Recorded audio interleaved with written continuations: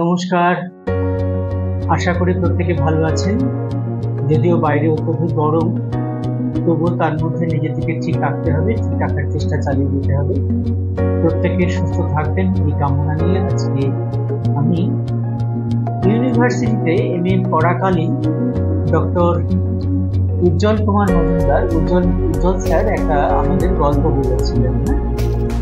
ছোট গল্প কাকে বলে, ছোট গল্প বোঝাতে গিয়ে তিনি একটা ছোট্ট গল্পের উদাহরণ দিয়েছেন। আমি সেই গল্পের উদাহরণটা আমি এখানে আলোচনা করছি। আলোচনা মানে কি, গল্পটা বলছি কিভাবে তারা পড়ান, ছোট গল্পের সংজ্ঞা বুঝিয়ে দেন কিভাবে। তার একটা ছোট্ট উদাহরণ আমার এতদিন পরেও গল্পটা মনে আছে। সেই গল্পটা একটুখানি তাদের বলা গল্প, গুণীজনদের বলা গল্প আমি আপনাদের সঙ্গে শেয়ার করছি। গল্পটা শুরুটা ছিল এইরকম যে তিনজন সন্ন্যাসী তারা চলেছেন, রাস্তা দিয়ে যাচ্ছেন। যেতে যেতে যেতে যেতে তারা এমন একটা রাস্তায় উপস্থিত হয়েছেন, সেই রাস্তাটা যদি পেছন ফিরতে হয় তাহলে কিন্তু অনেকটা সময় লেগে যাবে এবং সেই দিন তারা তাদের গন্তব্যস্থলে পৌঁছতে পারবেন। ঠিক আছে? এবং সেই সময়টা তিনজন সন্ন্যাসী যখন উপস্থিত হয়েছেন তখন সময়টা ছিল প্রায় সন্ধে হয়ে আসছে, ঠিক এরকম একটা পরিবেশ, এরকম একটা সময়। তা যে সেই সময়ের মধ্যে তিনজন সন্ন্যাসী উপস্থিত হয়েছেন, কিন্তু তারা যেতে যেতে এমন একটা জায়গায় উপস্থিত হলেন যেখানে দেখছেন যে রাস্তাটা কাটা, ঠিক আছে, গর্ত। তারপরে আবার রাস্তাটা কিন্তু যথারীতি ঠিক আছে।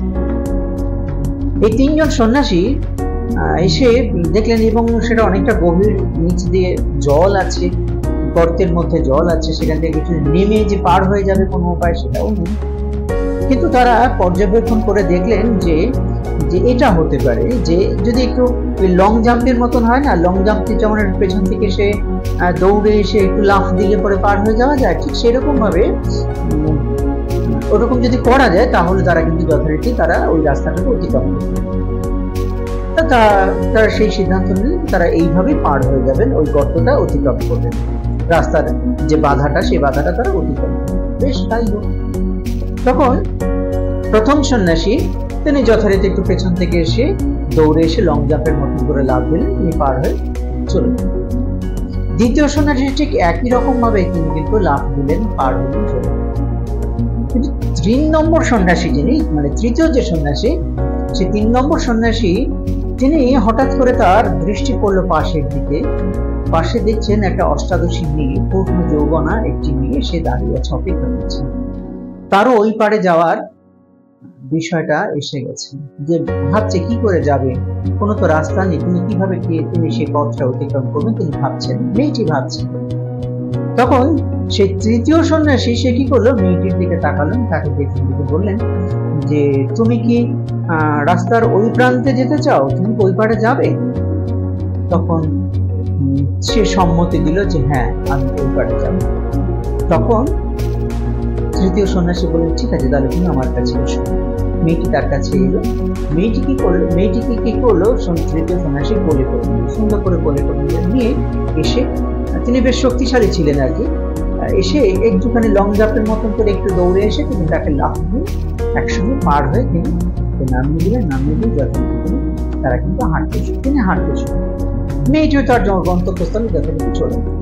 বেশ কিছু দূর যাওয়ার পর 3 সন্ন্যাসী এসে, প্রথম সন্ন্যাসী এবং দ্বিতীয় সন্ন্যাসী, তারা কিন্তু তৃতীয় সন্ন্যাসীকে জিজ্ঞাসা করছেন, বলছেন আচ্ছা আমরা তো সন্ন্যাসী, আমাদের তো নারী দেহ স্পর্শ করাটা উচিত নয়, তাহলে তুমি এই কাজটা তো ভুল করলে। হ্যাঁ, তুমি কাজটা কি করলে যে তুমি একটা মেয়েকে কোলে করে নিয়ে তুমি তাকে পার করে দিলে? তখন তৃতীয় সন্ন্যাসী উত্তর দিচ্ছেন, বলছে দেখুন যে আমি কিন্তু মেয়েটাকে কোলে করে রেখে দিইনি, মেয়েটাকে কিন্তু আপনারা কোলে করে রেখেছেন। গল্পটা কিন্তু এই বলে তিনি শেষ করলেন আমার স্যার শ্রদ্ধেয় উজ্জ্বল কুমার মজুমদার মহাশয়।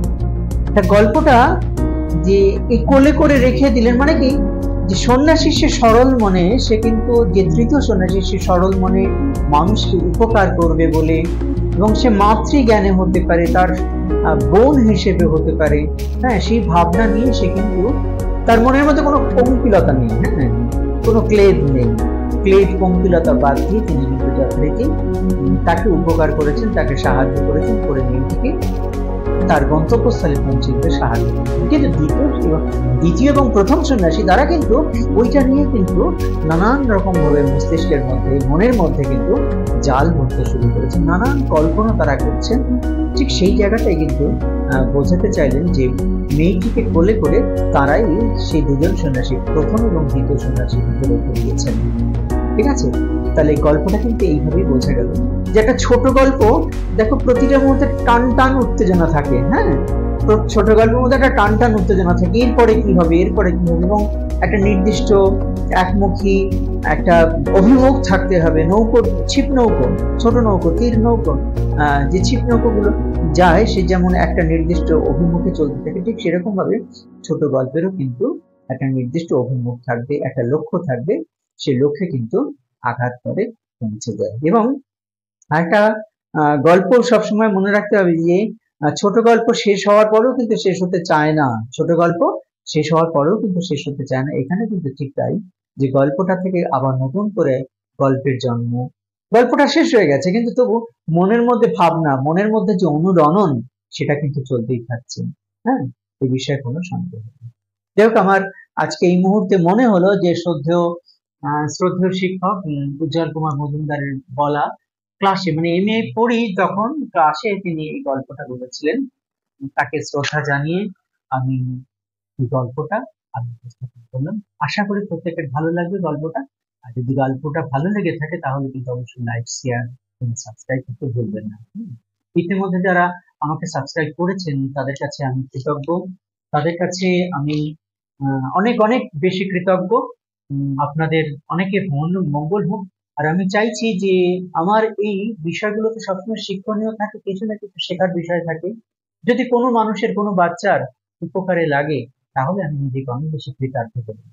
ওকে, ঠিক আছে, থ্যাংক ইউ।